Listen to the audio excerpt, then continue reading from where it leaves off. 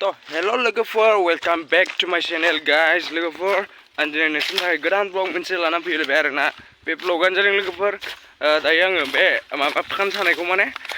नेवलाय सादों आरोना एन्जर नेवलाय बेफोरबायदि सादों आरोना औवाबारियाव स' आं बेखौनो नायनो नागिरदों आरोना लोगोफोर स' नोंथांमोना नायलांबाय थादो भिडिअखौ इन्टारेस्टेड बा लोगोफोर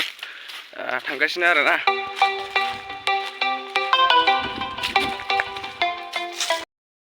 लोगोफोर मोनथारनोसै आरोना बारा गोजान गैला स' नोंथांमोना नायलांबाय था नांदोंना नाङाखै नायनोसै लोगोफोर नांदोंबालाय मोनजासिगोनलाय नेवलाय हेल'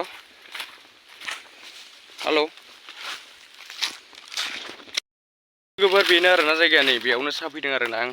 नोंथांमोना नायलांदो गैयालै माथो गाइस नै नाङाखै माथो नै बेनो नै नेवलाय सादोंलां नाङाखै माथो गाइस आरो मोनसेखौ नायनो र' नांबा हांगौलै सबायथिबो गैयालै माथो लोगोफोर नाङाखै माथो बारस'बाय थाखायो लोगोफोर नै गुदुङा माइरि नांबावाखै नायलाय देन्जारसो नेवलाया एन्जर नेवलायफ्रा लोगोफोर नाङाखिसै आरोना मा खालामनो लोगोफोर स' नेक्स्ट टाइमाव आं नाङोबा देखायगोन आरोना लोगोफोर आरो नेक्स्ट टाइमाव नायफैबावोबा आं देखायबावगोन स' सानसे नङा सानसेनाव नाङो ना मालाबाफोर लोगोफोर थ' बाय बाय लोगोफोर दिनै भिडिअ'आ एसेनोसै लोगोफोर बे फान सानायखौ आं जास्ट देखायदों आरोना नोंसिनो स' नुलांबाय थागोन